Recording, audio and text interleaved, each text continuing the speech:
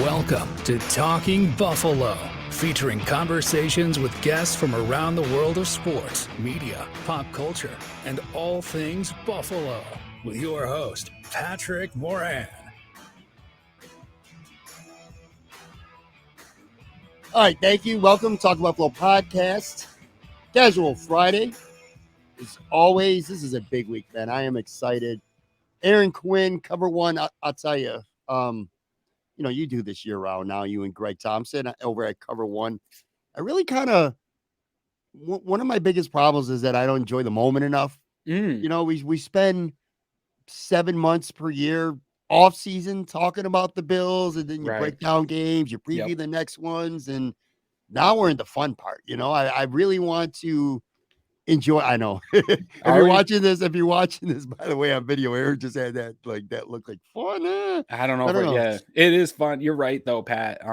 This is a message that I've been trying to get out to on our show. At the end of the show, we kind of give off our final thoughts. And I always try to deliver a message as the fan in me to fellow fans that are watching. And the really last 3 weeks heading into the playoffs, my whole message has been especially for the people around our age, Pat, remember the drought. It's not that long ago. Yeah. And it doesn't take that much for a franchise to get back there and get stuck in middling NFL football. And so I am just trying to enjoy, I had a really sort of nostalgic feeling of entering the playoffs again this year, feeling like, hey, Craig and I are like vets of talking playoff football. We've done multiple playoff extravaganza shows. We've done multiple pre and post game shows for big playoff games, big losses, big victories.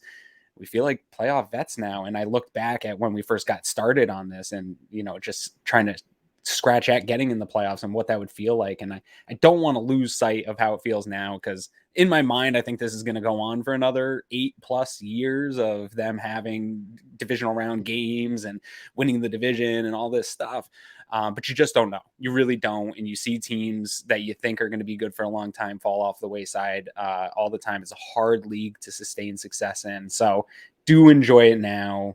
Greg kept highlighting the fact that 3 divisional wins or 3 divisional games in 3 years in a row with playoff victories is not something to that is success. Even though if they lose this game this weekend, people will feel like this is a failure. And I think you can make a case that maybe the season was a failure and didn't live up to the expectations, but the Bills organization is still very much a success just from getting into another divisional round game here. Yeah, I agree. And it's funny. I've been doing this podcast coming up on 5 years now. And if we would have been doing this during a different time period, year after year, we would have been talking about, but you've been making content longer than that. Oh yeah. We were all in the drought making content together. Yeah, that was more written stuff though. I'll tell you, it wasn't as fun. This is more fun. This is sidebar a little bit. DMs when this stuff rolls around, when we start getting into the playoffs, I reached out because I've been pretty hard on some of the guys in the media on Twitter, and I'll go at them about stuff, but I reached out to all of them to say, one, thank you for getting us through the drought. With that couldn't have been easy. I make content now, and to go through the drought, those radio guys that had to go 10+ years getting on the radio every day after defeating losses, hours cover at a time, 4 hours a day. Yeah.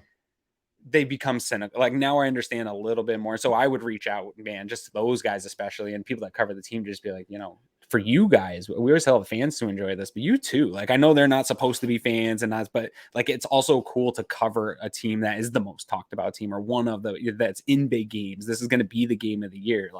Appreciate that, because everybody works hard to make this type of content. And now a lot of eyes are on it, right? Yeah, I agree 100%. My first year doing this podcast was Josh's rookie year, and they didn't make the playoffs that year, but you knew something was special was coming. And, every year since then, the Bills have been in the playoffs. It's been a lot of fun. It's just one of those kind of, you almost don't want to blink because the season goes by so quick. And, I catch myself because sometimes I'm tempted to talk about Tremaine Edmonds in the offseason, or, certain Jordan Poyer's future and stuff like that. He just tweeted about his future last night. And so he's done it a lot, man. Yeah. Like I said, Rachel was talking about it. Yeah. I just won't get into those things yet because I want to make sure that we enjoy this. Or real quick though, I did notice now, I've talked to you throughout the week, but I forgot to ask you about this when I talked to you. Okay. I think I saw Monday on Twitter. You went to a Sabres game? Yeah, man. Bad game to go to, by the way, but still Not a great experience. game. Well, you don't go to Sabres games very often. Once a year. Yeah, no, And we go at least once a year. There's been a couple years we've gone multiple games. Yeah, that started since the year we moved here. My wife and I were just dating, and then we had somebody that she works with has multiple sets of season tickets that he shares with people, and so sometimes it works out. Once a year, around this time of year, or my son's birthday coming up here next month, he usually will get us a game in there, and he tries to find one of those daytime games where everybody's off and we can all go enjoy it. So it's super cool that he does that. He actually we used to have season tickets for the Bills together for like 3 or 4 years. Great people. They gave us the seats, great seats. Here's the thing about hockey, man. I'm not a big hockey fan, but the live experience of hockey is cool every time, no matter where you go. I used to go to Portland Pirates games, which those were the Sabres affiliate team or whatever back in the day. Season tickets to those in Portland, Maine, and it's just always a good time. The in between periods, they have great entertainment. Like it's just a good family fun. It's exciting. The kids like it, so we do it once a year. But yeah, no, not a great game. Every time I feel like I'm going to get into the Sabres, or like maybe this is the year. Like there's part of me that wants to be drawn into being a Sabres fan. It looks fun. It looks cool. I like the uniforms. Like I love Buffalo. But every time I take a look at them and I don't see what people are talking. I always see people really excited about them and stuff. And I even got friends that are Bruins fans and stuff that text me like, "Hey, the Sabres are looking better than I've ever seen them." But I don't know. I never see it. So I got to pay closer attention or talk to Chad. I just said Chad on the show. I saw that. Yeah. The Sabres have been exciting, but yeah, you're right. Monday was not a good representation of what this team, has been this season. In fact, they've struggled recently. Now, I say this at least once a week because at some point it's important to say we're taping this on Thursday morning. Now the Sabres have a big game on Thursday night. Ryan Miller's going into the Raptors, his number. So that's pretty cool. But yeah, all in all, they're struggling right now. And in the process, they may be playing themselves out of a playoff race come late March. But they're an exciting team for the most part to watch. So Yeah, it's cool that you got way. to go to a game. It wasn't the best game for them to watch. One bit of Bills news that has nothing to do with the playoffs. Then we'll jump into this Bengals. I guess we'll call it a preview today. The NFL announced that the Bills are going to be playing in London next year. Tottenham Stadium in London. I was looking up the opponents. Not that it matters. I mean, first of all, again, watching this on video, you don't seem too enthused about the prospects of Buffalo playing in London. No? I don't. I hate London. I hate overseas football. I really do. I've been at it with some people. I will say a couple people gave me different perspective of being an overseas fan. And I appreciate that perspective. I really do. And I don't want to walk all over somebody else's. But in my perspective and in the way I view the game of football, I don't want teams to have to travel overseas in the middle of the season and go play football in a meaningful game. Like do it exhibition games. That's totally cool with me. Expand the game, get players over there, get autographs, all that stuff. Super cool. I think the NBA has done a really good job with their overseas outreach program, and I think they've had success with it, but they needed it. The NFL doesn't need it. They can just be put on TV and people will follow, right? Like it's a really good sport. You don't see Manchester United coming over to New York City to play games to expand the interest of soccer worldwide. Like people here are still going to show up to bars at 7 a.m.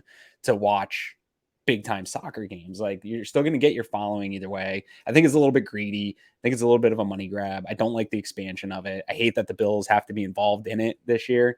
I'm not I don't actually particularly care necessarily that the Bills are losing a home game. It's part of it. It's baked into my hating this whole thing, but that doesn't matter all that much. I think the Bills are going to have a lot of home games for fans, especially deep into playoffs. Again, like I said, for 8 years here, I think they're going to have tons of home playoff football games. So I'm not worried about that. It's just, I don't like the adding adversity where it doesn't need to be in a season. Football's so limited.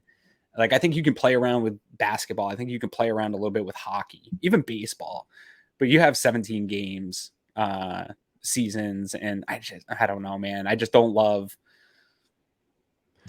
I don't love adding adversity into it. I know the Bills had to travel to Detroit this year. You took a home game away and it didn't ultimately matter, but that's like a freak accident. Like, I think, yeah, okay, you could do that in a freak incident, but I don't know. I don't like the whole thing. I also don't like Thursday night football, but I still live with it. I still watch it. I'm still going to watch the game, still support the team. I just think the NFL is too greedy, man. I think they try to expand into too much. They I look for every little advantage, and yeah, it does kind of suck to lose a home game. And now with the 17th game, they'll still have 8 true home games. And what they usually do when you go to London is you have a bye right after. So you'll know when the bye's coming. Right. I agree with you for the most part. I would rather play 9 games at Highmark Stadium. Just for people who are or just even in wondering, the US, I wouldn't even care if that game was an away game somewhere else. Like, my big thing is, like, I do think there's a substantial difference. I mean, I don't even love traveling to the West Coast that much, but you can do that. That's a big deal, I think, in season. Maybe I'm making more of a deal of it than I have to, but I even think making those trips east to West Coast is stressing on your training and medical staff and player preparation. I think when you do it the other way and you go overseas, I think it's even more stressing. Sure. For people who are wondering, and there are some people, and you're right, I agree with a lot of what you said. There's a lot of people who are excited because now that they know in January they'll start making arrangements and saving their pennies to go to London. You'll get a chance to go overseas and watch a Bills game. As a fan, from a team perspective, I agree with you 100%. For fans, it's probably pretty cool. And for some similar to my thoughts on training camp. Like, I think training camp in Rochester is great for fans. I think it's great for the expansion. I don't think it's better for the team. I really don't. I think it would be better for the team to be at Highmark in their world-class training facility and wellness recovery center. Like, you can't tell me that's not a benefit. But whatever, I'm okay with doing what's also fun for the fans. Sure. For fans who are wondering like who the Bills might play, it won't be New England or Jacksonville because they're also playing in London. So we know that for sure. It's unlikely that they're going to have a divisional game played in London. So you're probably not going to see the Jets or Dolphins. That would leave 5 potential opponents for the game. It would be the Giants, the Cowboys, the Broncos, the Raiders, the Buccaneers. I guess I don't care all that much, but I really do. So I start thinking like, although are the Bucs playing an overseas game in Buffalo this season?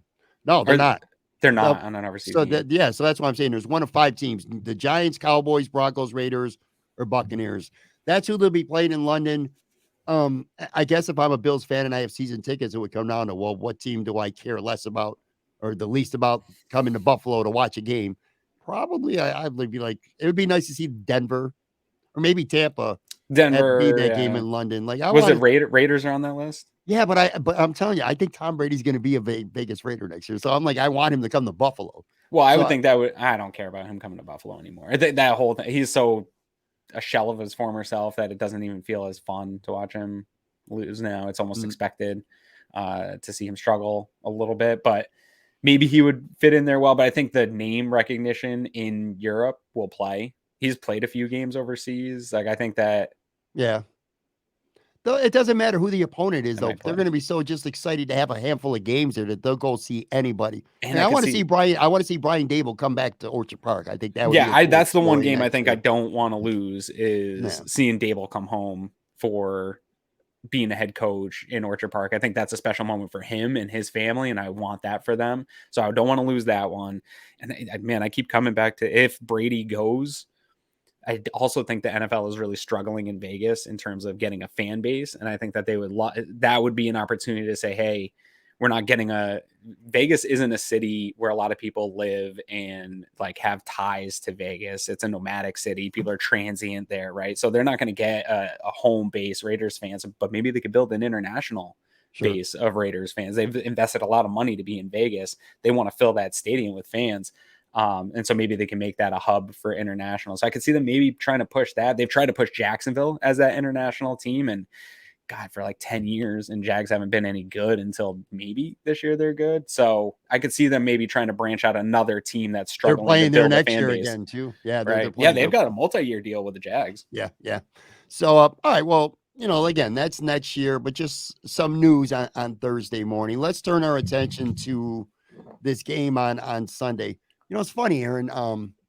Look, I respect the hell out of the Bengals. I've been talking them up since the offseason. I thought that during the offseason, I felt like they did not get the respect that they deserved. But I'll tell you, man, it's weird because, again, I respect them, but like I'm oddly confident right now and calm at this point of the week when it comes to this Bills game. Now, last week I was the same way right up until kickoff. Then my anxiety kicks in like it always does. Right. But I never for a second thought the Bills were going to have any trouble in Miami, which they did. I mean, I'm not saying that I don't think the Bills are going to have any trouble with Cincinnati, but I don't know, man. I'm oddly confident right now with this game. It doesn't seem like a lot of people around the league, and it seems like a lot of people are. You want to talk about bulletin board material? Shortly before we started taping this on Thursday morning, I by accident put on ESPN's Get Up, which I'm telling you, I never watched that shit anymore. Why'd you do that? The weather's crummy enough. Why are you making hate yourself even more? It is. And they had a segment, you know how they always do, make you pick one or the other. And it was like, who would you rather start a franchise with right now, Allen or Burrow? Right. All four dudes said Joe Burrow. All of them. I was like, really? It's pretty interesting, man. What has Josh plummeted that much in the eyes of the national media? It's just I mean, the media is weird. And I know you got a lot of buddies in the media, and fans have the recency bias too, but man, like the reactions are always, this is the best ever. This is the best. And so Josh's probably recent play, even though I actually thought Josh in that wild card game was dealing. Like I loved what we saw from Josh Allen in that game, to be honest. There were some mistakes, but it was really it was some fluky stuff, and it was really minority of what he was able to do in that game. And everything had to be right for Miami to have a chance in that game. And they did everything right, and the Bills still put up 34 points. It probably should have been like a 45-12 football game, something like that. And it was just real fluky. I don't think it's an indication of who the Bills are. I know they've played sloppy at points this year, but even with all that baked into who they are, this is still an elite team. And I've had people, we put up DVOA stats, defense value over adjusted, which is basically averages out teams against each other, compares them against each other, and tells you how teams are performing against their peers. And people will be like, well, what about the Bills since Von Miller? And yes, there's a decrease for the Bills since Von Miller, especially on the defensive side of the ball, but their offense is still a top 3 offense, and their defense is still a top 10. I think they ranked 11th in DVOA since Von Miller's been out, but they're still better than the Bengals.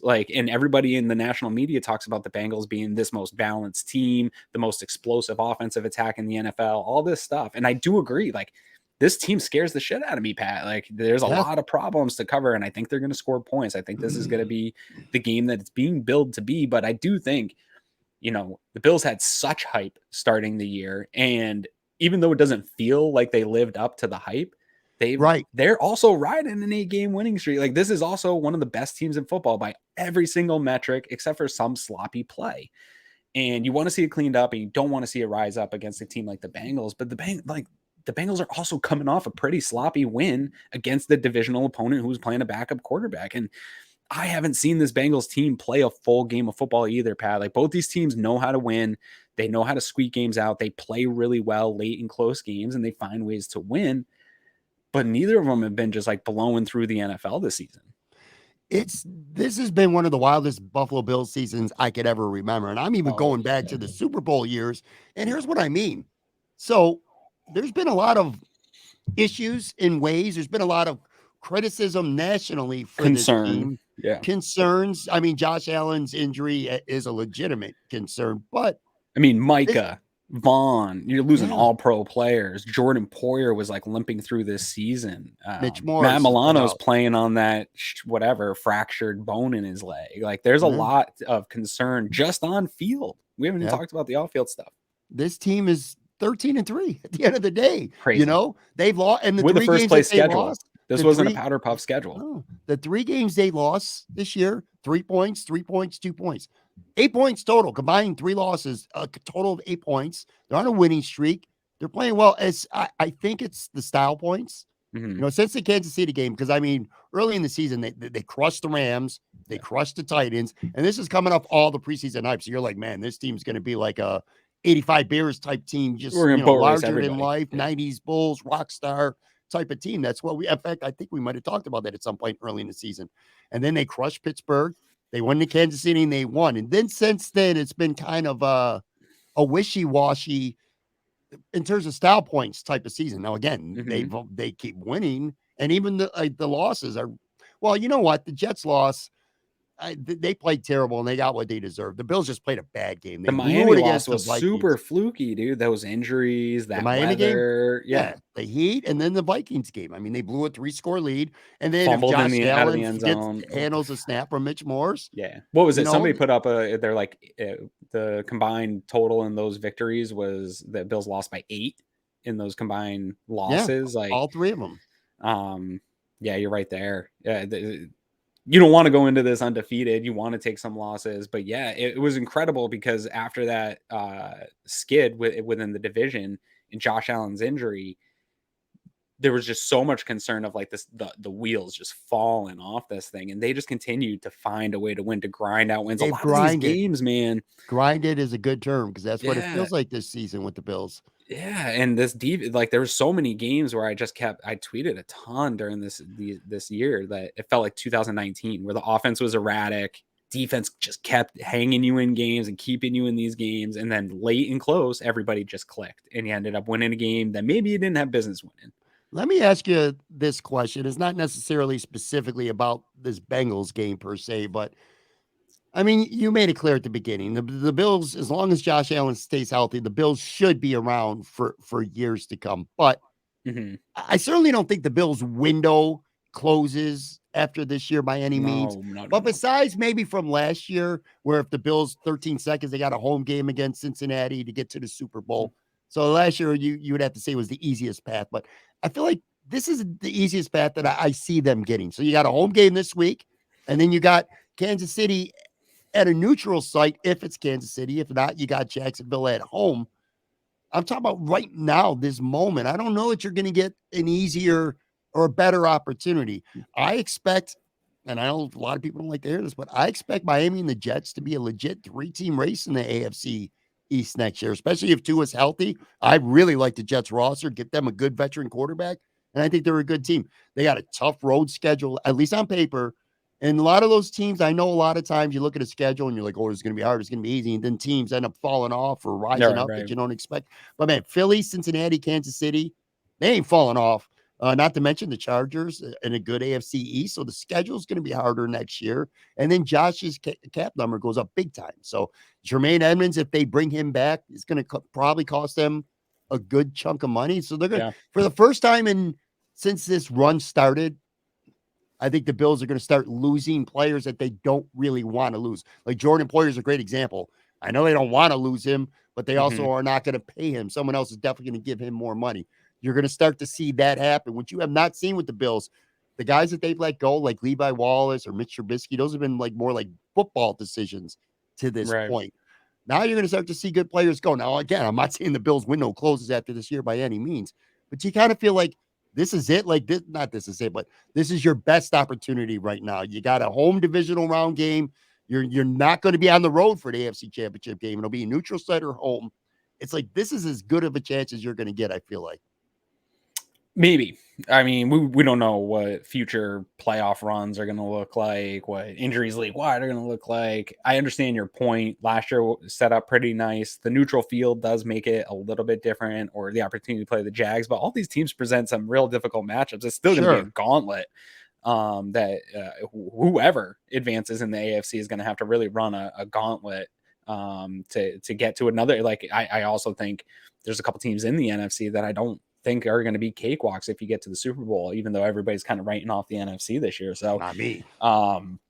It's going to be a tough run either way. I think every year is going to be a tough and unique run with different circumstances, but there's a chance I remember a couple of those Patriot runs where things just really just shaped up right for them, whether it was the Phillip Rivers injury, him tearing his ACL that year. They probably had no business beating that Chargers team when healthy. Like there's always something in the NFL that just not expected, or, who knows, maybe next year they're rolling in with, Von Miller's come back healthy and he's hitting his stride, and Hyde's back healthy. And this defense overall is just back to being a top elite unit that's unstoppable. And, that plays out really well for you in the playoffs. And maybe James Cook takes the next step, and Shakir, like, you just don't know what this team's going to look like, how guys are going to develop. I think they've drafted well to continue to keep up with teams like the Jets and Miami Dolphins. I agree that those teams are going to continue to be tough and be tougher, but man, I just don't have any concern that anyone's going to take the Bills off from being the top dog anytime soon. And if they do, it's okay. Like, I still think the Bills would be a playoff caliber team and probably would be considered the most dangerous team to be in the playoffs. Anytime they punch that ticket, man, and they got Josh Allen as the starting quarterback for this team, they have a real legitimate shot, just as good as anyone in the NFL, as long as this continues to make that run. Like, he is that special. And if he gets hot at the right time, dude, it's over. Nobody can do anything.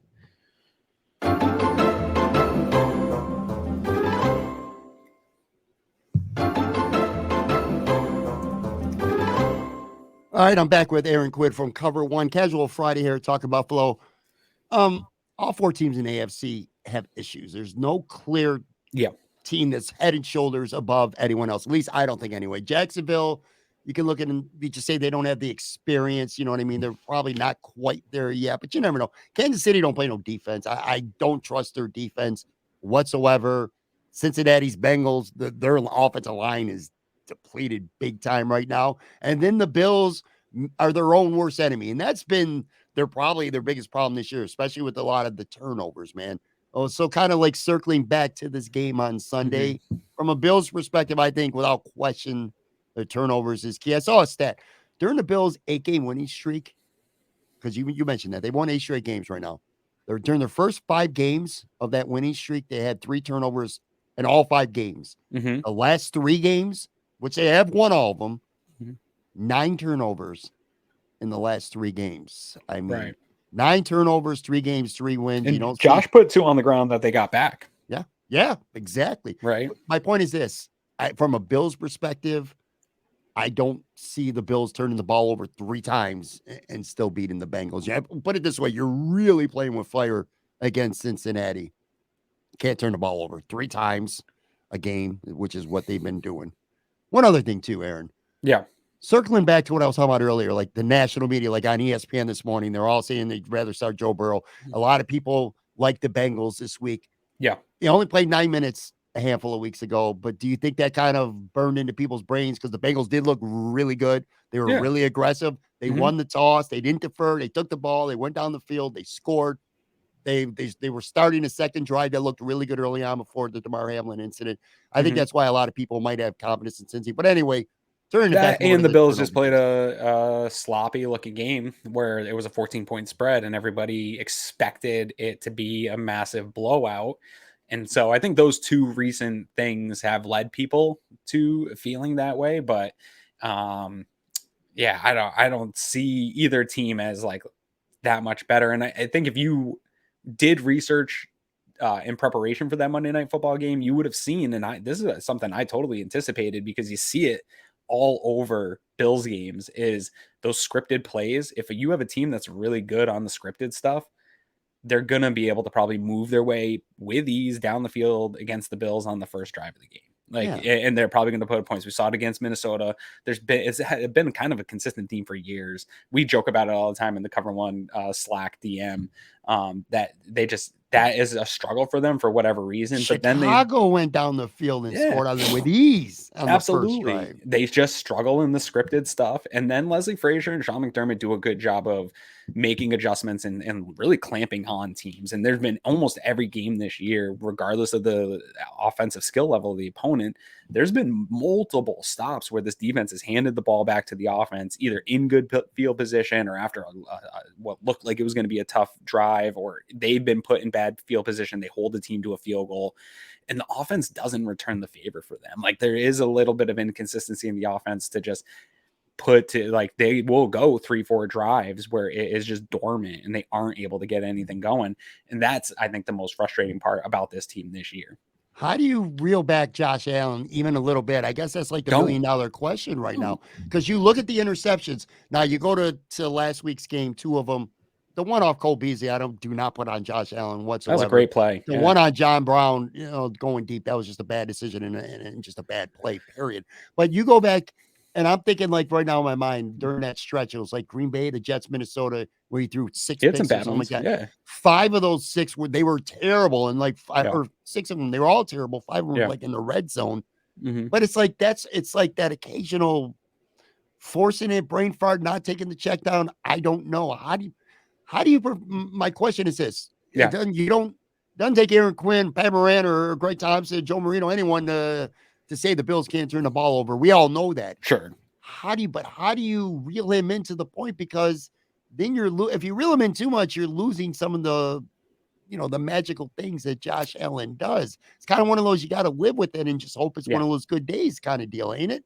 I think you live with it. I think there is a certain amount of curve you give when you play with Josh Allen, and I think that he can absorb turnovers even against good teams. I do. I think that he has so much ability, and this offense can be so explosive at any point that while it's not ideal that they aren't consistent like they were in that Patriots perfect game where they can surgically move the ball and get down the field and put together multiple scoring drives every single time they touch the ball, but they're never out of a game. Like Greg makes me do my prediction, right? We all make each other do our predictions on that on the show. And I had it 27-24. And I think it's teams come out quick. I think Bengals probably even could jump out to a 2-score lead. Like they were looking like they were going to do in that game, and Bills punch back. And then both teams sort of kind of lock each other down. But that is this offense. I do think they can withstand some level of variance because Josh Allen is the ultimate eraser in the NFL. It's him and Mahomes, and Burrow does it too in a different sort of way. His ability to look downfield and manipulate the pocket and play in chaos, like those guys erase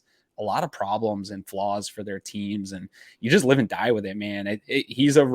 Josh is still a refined version of a Brett Favre, and I think if you went back and asked those guys if they could live with the Brett Favre throwing into double, triple coverage, I think they all would say yes. Like they won a championship, they had multiple playoff runs, they enjoyed a great period of time. And a lot of times those hit and you celebrate them. Like if I'm going to celebrate that 52-yard bomb to Stephon Diggs where he's flat-footed in the pocket and Gabe Davis is wide open 10 yards out, then I also have to live with when that doesn't hit or when it turns into an interception or when it's a play that's gone wrong, because those explosive plays, man, I think they're so important in the NFL nowadays, especially against a team like Cincinnati. This defense is going to dare the Buffalo Bills to try to they're going to try to limit the explosive plays and say, hey, we don't think you're a clean enough football team to put together 10, 13 play drives against us. You're going to turn the ball over. So I think Buffalo needs to lean into the aggressive nature to push for explosive plays, because I don't think that they can sustain 12, 13 play drives consistently. I think they can put them together every once in a while, but this isn't a team that's going to go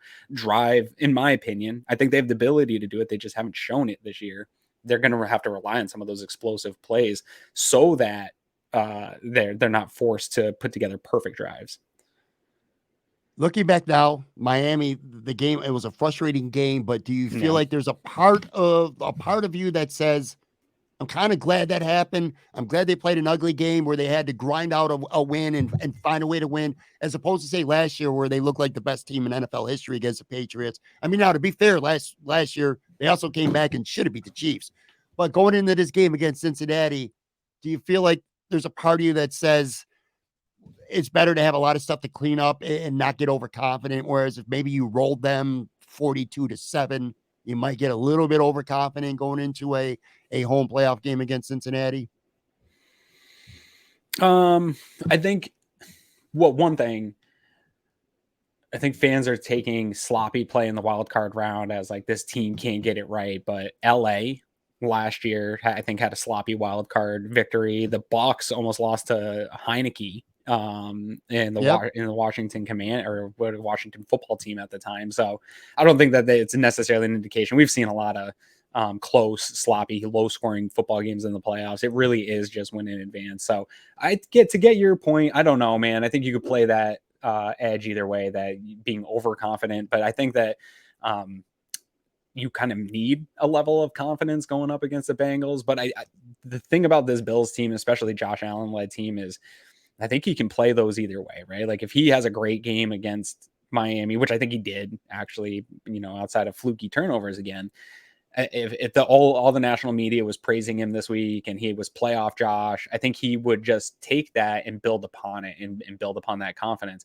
But now that they're kind of attacking him, and this sounds so homer of me to say, but I think he's got that mental fortitude where every time I've seen media come out and say Josh can't do something or Josh looks like this, I've seen him disrupt that narrative every single time. Cold weather games. I remember a couple of years ago in the playoffs, we were worried, are the Bills practicing inside? Are they playing outside? What are they going to do? Is Josh going to be able to play in sub 30 temperatures? Can he play in the snow? And he had the perfect football game, right? Like every single time, the 20 air yards thing, his first year, everybody was concerned, well, he's got this big arm, but he's not hitting on 20 plus air yard throws. Now he's one of the absolute best in the entire NFL at hitting the deep ball. Like, I don't know. Every time people put baby into a corner, it doesn't work out well for him. Josh always finds a way to disrupt that narrative, and I think he's going to do that. I think he will have an edge to play this weekend. Yeah, and look, and if you're looking at it from a Bills perspective, the turnovers have allowed teams to stay with them that they should have blown away. Sure. But on the other side of the field, Cincinnati's got a really good team, and again, I respect the hell out of them. You cannot overstate how important it is to potentially have 3 really good linemen all not play For sure on Sunday. That's a big advantage for Buffalo. I'll tell you, maybe my eyes see things differently than you and Greg did.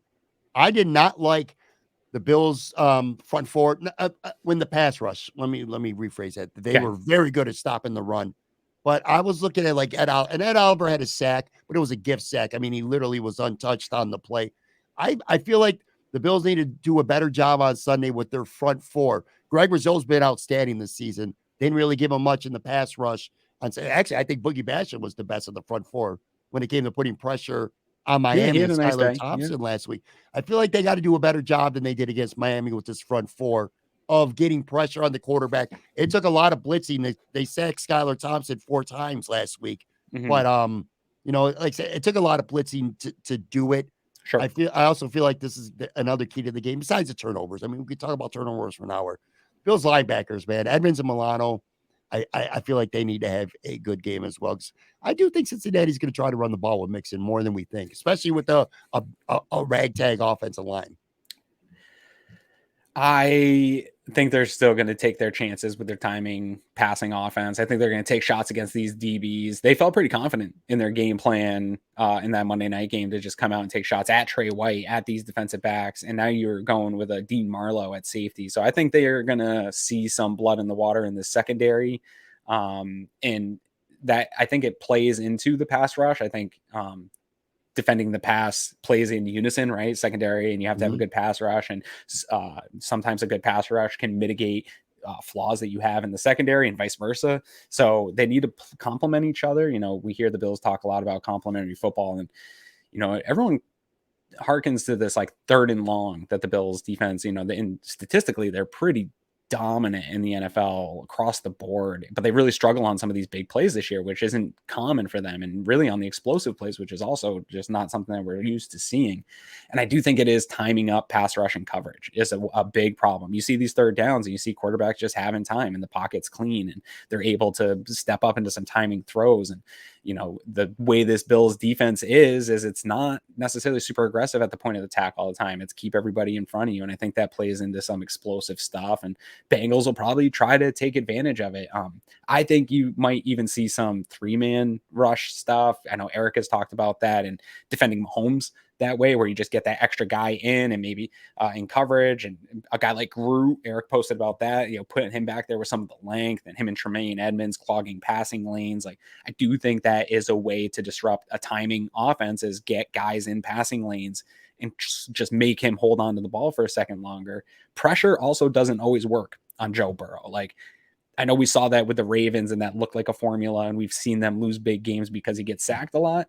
But if you're not getting home on Joe Burrow and creating those sacks, he's actually super good against pressure, right? So like, it's kind of a double-edged sword of, yeah, you want to get pressure on him, but man, you better get him on the ground, because if you're getting pressure, he's able to manipulate pockets. He's able to step up. He's much more athletic than people give him credit for. And he can create havoc by extending plays with those wide receivers. They know how to play off of him extending plays, and that's where things get dangerous for the Bengals. It's funny. These are 2 great teams that are going to play on Sunday. And what a treat this is, by the way. Yeah. Not even for Bills and Bengals fans, just fans around the league. This is a game that the average casual fan who's rooting for a team like Green Bay or whoever, Washington, is out of the playoffs. This is a game that people want to see. And it is funny, too, because both teams in a way are kind of limping into this divisional round. Like, the Bills did not look really that good last week. You can make a fair case that the Bills could have lost that game. Ditto for Cincinnati. I Sure. mean, they could have easily have lost to Baltimore. That fumble, that 98-yard Hubbard fumble return really swung that game. Bit of news. Again, as we're taping this Thursday morning, it's trending towards Isaiah McKenzie being available to play. Now, I know your personal opinion. If it were up to you, if Aaron Quinn is Sean McDermott, McKenzie's probably not going to see the field. But instead of asking you what you would do, Right. asking you, what do you think the Bills are going to do? So here would be the scenario. Isaiah McKenzie's available, which would mean that either Cole Beasley, Khalil Shakir, or John Brown, one of them will not play on Sunday. Because I'm telling you now, if Isaiah's available, I don't see him being a healthy scratch. So what do you think the Bills will do on Sunday? And again, we're taping this Thursday morning, so maybe something happens with the receiver sometime Thursday. I think it's probably John Brown is your odd man out, maybe. I think Khalil Shakir, lost maybe a little bit in that sloppy victory. Is people were frustrated that Khalil Shakir dropped that 50-yarder or whatever, that 52-yarder, but that's a tough catch, man. Like, and it wasn't really a drop. It was more the way he rolled. It touched the ground on the way down. Right. Like, and so it got disrupted. That would have been a crazy catch for him to make. But I think he showed why some of us on Twitter were excited. I think why the Bills are excited about him. You heard Josh Allen talk about him a little bit too here this week and say, he's a lot faster, I think, than people think. And Bruce Nolan posted just their combine results between he and McKenzie. And it's a lot closer, I think, than people realize because he doesn't look it. And that's where I made the comp to Robert Woods when he was drafted and that comp didn't come from, I think he's going to be productive in the same way Woods is in the NFL, but that Woods never looked big or athletic or strong. But he played fast. He was strong. He was strong at the point of attack in blocking and all that stuff. And I think Shakir's showing that. So that's a side note. I do think he showed out. I think he can do everything Isaiah McKenzie does, but I believe that Dorsey and Josh Allen trust in Isaiah McKenzie more at this point. I do believe that the team believes in guys that have played in big moments and played in big games. And Isaiah McKenzie has done that here in Buffalo. So they're going to trust in him. So now that we've established that, I think they're going to roll with him. I think they still want what Beasley offers in the slot. We saw them go to that early in that game. Sure. And they ended up stalling that drive, but I think they still want that shiftiness in the slot. So I think he's there. And I think John Brown just becomes kind of the odd man out right now. He doesn't offer the special teams play that some of the other guys do. So I think he'd be the odd man out in this scenario. But how you use McKenzie in a game like this, I think I was watching that Ravens game and where they had success in that second half was really stressing the aggressiveness of the athletic linebackers of the Cincinnati Bengals and getting some hey, it looks like we're running this way, but then Huntley's going the other way, or with one of the running backs is heading the other way, and using some of that kind of manipulation. I think the Bills really got to lean into that. We're talking about how good this aggressive pass game can be, but I think there's going to be some big opportunities for this Bills offense to stretch them in the run game, get James Cook out, get him explosive on the edge. We saw some big gaps where if you got a guy with speed, you can really expose this Cincinnati defense. I think we'll see some big explosive plays come out of the run game, both Cook and I think Josh. You utilize this is the time to really get the design runs in with Josh because it's win or go home. Now's the time to lean into using Josh and weaponizing him. I agree 100%. And, lost in that Monday night game, everyone wants to talk about the Bengals, how easily and effortlessly they moved the ball and scored against the Bills. The Bills had a lot of success on that first drive running the ball and getting down the field on the Bengals. I agree with your theory about the receivers. I tend to think that Shakir might be the guy who gets scratched. So just because Brown will get you on, he's an outside guy, any couple plays maybe down the field. Not a terrible blocker either. You look at that James Cook touchdown against Miami. Brown tied up the corner pretty well, and he ended up going in untouched. We'll see real quick, too, because we got a couple of non-Bills things that I want to get to before we sign off for the day.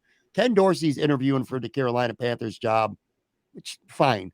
But Saturday, the day before the game, how do you feel about an offensive coordinator the day before a playoff game? Because I don't care. You could say all of his focus is on the Bills game this week. Sure. How can some of his focus not be on the interview of a lifetime? I mean, literally 24 hours before they play the Bengals, he's going to be interviewing for a head coaching job, which I'm sure he's taking some time preparing for it. Is that how do you feel about that?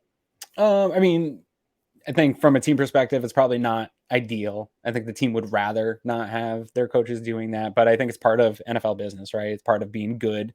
It's part of having team success is people are going to want your guys. I think we're super lucky that people use whatever it is, that he's a defensive coordinator and people don't like defensive coordinators, or that he's old, or that he's a black man. That mix of things. We're lucky that Leslie Frazier is the longest tenured defensive coordinator, that we haven't had to have that process really play out with him.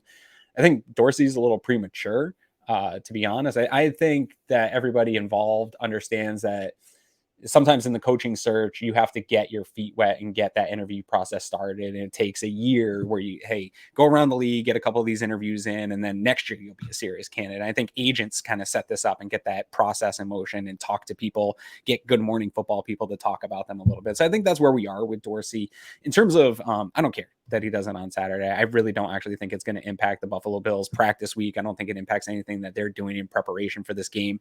I think they trust him to handle his business and not have an impact. And we heard Sean McDermott this week gave the Bills on Wednesday a walkthrough because, and we heard Mitch Morse talk about it and Josh Allen, because that he applies that same trust to the players. Like, hey, we're not going to get physical in practice. We're going to go through this, but you need to be laser sharp and focused, and that we're going to give you some trust and some, kind of a day off. But you need to be prepared to make up for that, right? Like, so I think they have that trust in the building. I think that applies to the coaches. So I'm not worried about it. I think it's probably being made out a little bit more. But if the offense struggles at all or stalls out, I'm sure that'll be a talking point this week. Was Dorsey focused enough for this game? But I'm not worried. I think these guys work so hard, Pat, all year to have this moment. This is a once in a lifetime opportunity for Dorsey. Head coaches too, but to be offensive coordinator of a playoff team with Josh Allen, where you have a special shot at a Super Bowl run, like that may never happen again. That's lightning in a bottle. So I think he understands what's in front of him for sure. Last thing, as an aside, and again, let's not take it for granted because both teams could easily lose, but let's say the Bills win and the Chiefs win. You're looking at a game in Atlanta next week, Sure. Neutral site. I know what your opinion would be, whether you want one or not, but do you see this neutral site conference championship game potentially becoming a regular thing with the NFL? Yeah, I tweeted it out. I think they're too greedy. I think they'll see opportunities to go to bigger cities, better stadiums, which will, I think, force some of these teams to build better stadiums. I think it will be used as leverage like the Super Bowl is. The NFL is just, I don't want to say the mob, but they are that style of like, they're going to be greedy. They're going to consume everything in their path, and any opportunity they have to kind of get in on that greed, they will. So I see this probably even ending up like bowl games, or it'd be like the Capital One AFC championship game presented by, or whatever, like they're going to sponsor the hell out of this at some point and make it a big deal and stretch this out and stretch the coverage of it out as long as they can and as hard as they can. I got to get before we take one quick break and then finish up with some music and other cool stuff. Got to get it on the record, at least on this show anyway. Your prediction for Sunday? Yeah, so I said it. I think it's 27-24. I think, I really think the Bengals will also get off to a hot start again, and maybe it takes the Bills a little while to settle into this game. I think they both kind of trade some blows throughout that first half. I think things kind of settle in. Defense is clamped down. And I think it comes down to kickers. I think maybe T. Bass for a game winner to send the Bills to the AFC Championship is what I'm thinking. I'm telling you right now, I feel rather confident the Bills win this game by 2 scores, maybe even close to 3 scores. And for all the talk about Josh Allen and Stephon Diggs and Burrow and Jamar Chase, we're going to be talking on Monday about the Bills defense. I think the Bills defense is going to put together a really strong performance. I think Cincinnati having 3 starters on the offensive line is really going to hurt them. They're going into a very tough environment. Also think, say what you will if it's going to matter or not, but I think I have this gut feeling DeMar Hamlin's going to be on that field on Sunday against the Bengals, and I just think it's going to give the team an even bigger lift on the even field, if he's on the field. Maybe not for the whole game. I think he's going to be on that field at some point Sunday. I think like suited. No. Oh, I was like, no, yeah. Like in the same kind of hoodie that you have on right now as we tape the show. Yeah. Okay. I think he's going to be in the stadium. I think he's going to get a lift. The crowd. I just feel like this is going to be a really good game for the Bills defense. I don't have a score, but I'm going to put the Bills winning this game by 2 scores. Virgin on 3 scores, man. So let's take a real quick break, and then I'm going to come back. We're going to finish up. Aaron and I have our top 10 singers of all time. Listen, if you watched the show last week, you'll know what I'm talking about. I'm about to get roasted. And we're debuting a new segment as well, too. So be right back.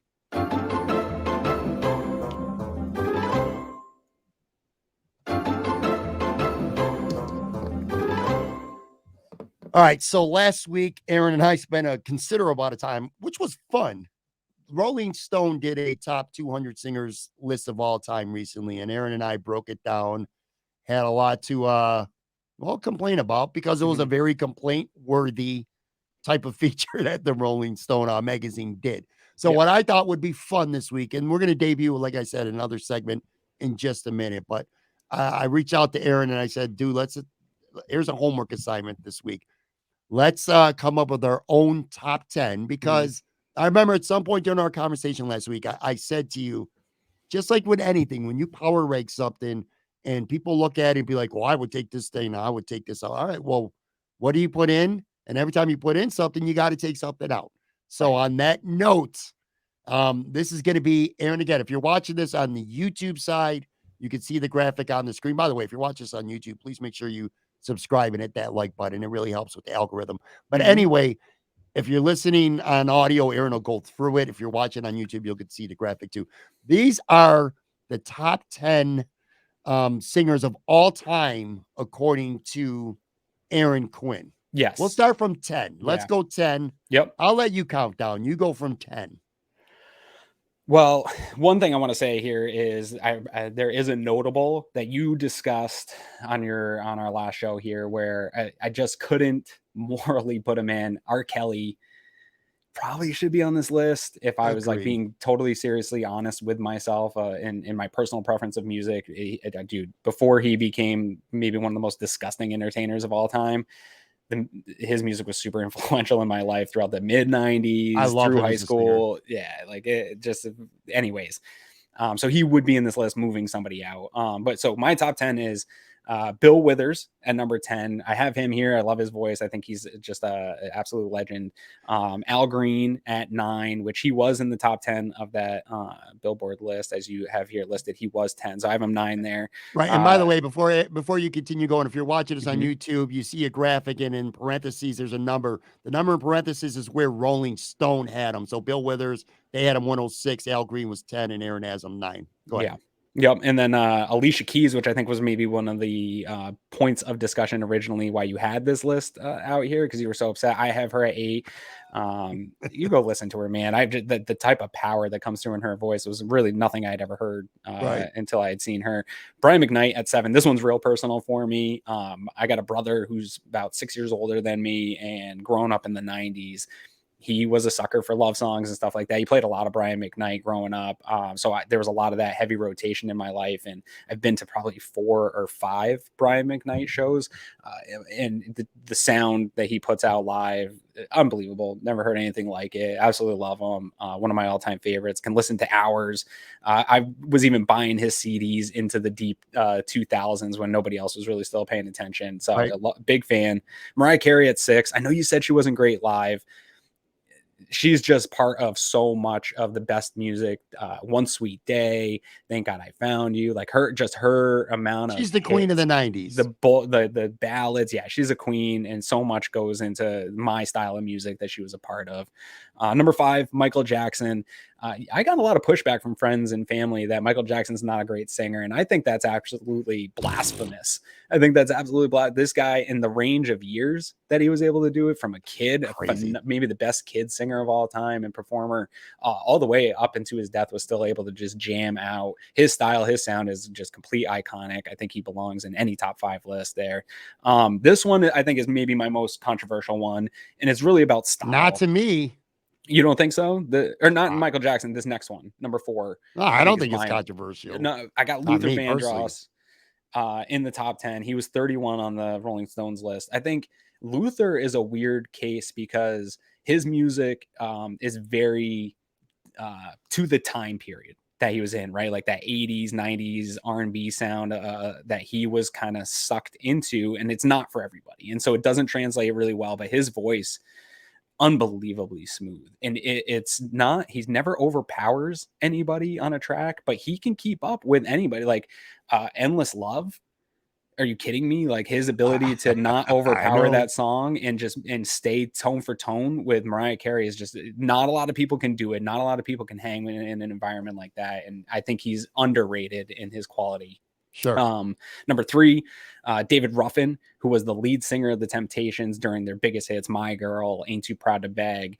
The reason I have him here, Pat, is one, I love his sound. I think that it's iconic Motown for me. Sure. I think Temptations are one of the greatest group band, like male vocal bands of all time. I think they span generations. They were able to go in and out of lead singers and still have hits, but nothing sounds like the David Ruffin Temptations. And he's got hits on his own, but the pain that comes through in his voice is unprecedented. I think that he just really puts that through. But the reason I have him here is because I don't think lead singers of male vocal groups get enough credit as individual talents. Like Ronald Isley should be on some of these lists. Philip Bailey from Earth, Wind and Fire. Like these guys were incredible singers who could have had incredible solo careers that were parts of really fantastic R&B groups. And for that, they're knocked. I don't like that. Marvin Gaye at number 2. I just have Marvin's one of the goats for me. Right. And then Whitney Houston, number 1. I've never heard anybody as beautiful as Whitney. You can't tell me anybody's got a more beautiful voice than that woman. There's nobody on your list that I have beef with at all. Okay. Everyone else I talked to in my life hated it. You're right about Luther. Maybe being controversial to some, but to me, that's an easy top 10 for me. Let me run down mine real quick here. 10, I also have Brian McKnight. So Brian McKnight, by the way, didn't even make the Rolling Stone 200. So crazy. And he's on both of our top 10 lists. 9, I have Frank Sinatra. 8, Marvin Gaye, who you added 2. 7, Barbra Streisand, the slander that Barbra Streisand got on Rolling Stone being ranked, I don't know, like 180 something was just ridiculous. Yeah. I have Michael Jackson at number 6. So we both have him in our top 10 where it was only 86 on Rolling Stone. I got Aretha Franklin at 5. She was number 1 on Rolling Stone. Sam Cooke at 4. Just an outstanding vocalist. Smokey Robinson at 3. Man, I'll tell you, he's 1A and 1B with my number 1 for my favorite male singer of all time. 2, I got Whitney, and 1, I got Donny Hathaway. I just think Donny Hathaway, his voice was just literally majestic, and it's just a real shame that his life ended, prematurely. It just, man, some of the best singers, it seems so many of them seeing their life hang or end prematurely. But anyway, I just feel like, again, if you're going to criticize a list, come up with your own so that you could show that this person shouldn't be on there, or I have this person there. So go back, watch last week, and then, like I said, compare these lists between Aaron and I. All right, one more quick segment before I let you go. We're going to start to do this every week, or at least almost every week. Finish a sentence. Pretty self-explanatory. And these are going to be random. Some will be sports. Some will be pop culture or just Buffalo life. And I'm just going to read to you a question or a statement, and you're just going to fill in the blank. I'll have an answer as well. Like I said, this is an opportunity for fans to get to know another side. You know what I'm saying? Sure. You're on Cover One with Greg 2 times a week, and you guys are talking ball so much. And on this show, I just kind of like give fans a little bit of another side of Aaron Quinn, know a little more about him. Let's start here. My favorite place to eat in Western New York is blank. So this one was a little bit tough for me because, like, when people come into town to visit, I like to take them out for wings. So it's Barbell for that. But if it's just me, like my wife, during my birthday, will ask, where's the place you want to go to eat? It's Or by Falafel Bar. I don't know if you've ever been there. No. It used to be just Falafel Bar, which was over near Whole Foods. They tore that whole building down. The guy left, and then he went back over to Israel. I think he's Jewish. He went over to Israel for like a year or so, came back and opened it. It's on Sheridan Drive over by Duff's, like before you get to Duff's, before you get to Northtown. It's over there in one of those little strip malls. Fantastic, just Middle Eastern food, shawarma, rice. Like Buffalo has really, I eat Middle Eastern food everywhere. Buffalo's Middle Eastern restaurants are absolutely phenomenal here. So it's one of my favorites. Their meals hit every single time. It's never busy. It's like a little small hole in the wall place where you can always get in and out, and it's really good. I love them, and that's my favorite place. How about you? Where's yours? I want to say Barbell as well, but look, Barbell can be tough because it's going to be an annoying long wait. I mean, so long. You're hungry, you're going to wait sometimes an hour, 2 hours even to eat. It's really packed, especially if you go to the East Aurora one, the OG one. It feels like everyone's on top of you. So as much as I love their food, it's my favorite food if you want to combine wings and beef on weck. Sunny Reds in Lackawanna, and I know a lot of people don't know about this place. Phenomenal wings, really good brick oven pizza, and a full menu. It's open, it's comfortable. They got a nice bar. Sunny Reds in Lackawanna is my favorite place. I've been there. Matt Perino had something over there, and I went down. It was like a live show for that. Yeah. Another place recently that I tried for the first time, we went out to dinner with friends a couple weeks back, Amherst Ale House. Yeah, I've been there. I've done a couple shows. Not bad, man. Like, and the portions are ridiculous. Yep, my wife and I were like, we'll split a couple things, and the salad came out, and it was like this gigantic mixing bowl. I was like, oh, maybe we should just split that. Holy cow. It's a nice place. It's got a nice patio out there, so there's room to go outside and eat, especially when it's warm weather, and they got really good wings. All right, menu's huge. Yeah. Next one. Let's kind of make fun of ourselves a little bit here. Sure. My biggest toxic trait is blank. Yeah, I have no problem talking about these. I probably talk about my flaws and stuff too much. And so I'll open up to these ones. And it's serious for a minute. I've got tons of insecurities. I think I'm a super insecure dude. I think we all are. And I think that it's important to recognize them and try to be better. I think some of mine present themselves sometimes, especially on Twitter and out in the world. And that's frustrating, probably to the people I interact with and me. So that's probably my biggest is controlling my own insecurities and how I project those out. And then one that I'm constantly working on is I tend to have a super negative outlook. Like somebody will bring up plans or we'll be in a group and I just think of all the stuff that's going to suck about me too. I'm just like, this is going to suck. Parking's going to suck. But me too. Yeah. And it's, I can't help it. My wife, it drives her freaking nuts. And a lot of the times I'm right and I'm justified. Those things are going to suck. It's like Larry David syndrome. It's like the old grumpy Jewish guy in me that just like, all this stuff sucks. I don't want to do that. It's going to be a waste. People are going to be pain in the ass. It's going to be lines, whatever it is. That's me. I'm laughing because I'm the same way. And I've been accused of being like that too. Mine would probably be that I'm an overreactor. Like I'm such an overreactor. I'm too high. I'm too low. Like, use this game Sunday, for an example. I'm either going to be in the best mood in the history of the world on Sunday at about 7 o'clock, or I'm going to be in the worst mood ever. Yeah. I get too high or I get too low. I got to learn balance more. You know what I mean? Like everything's the best or everything's the worst. There's no just like, middle ground with me. Mm-hmm. So, all right, one more here. When I was a kid, my favorite toy in the world to play with was blank.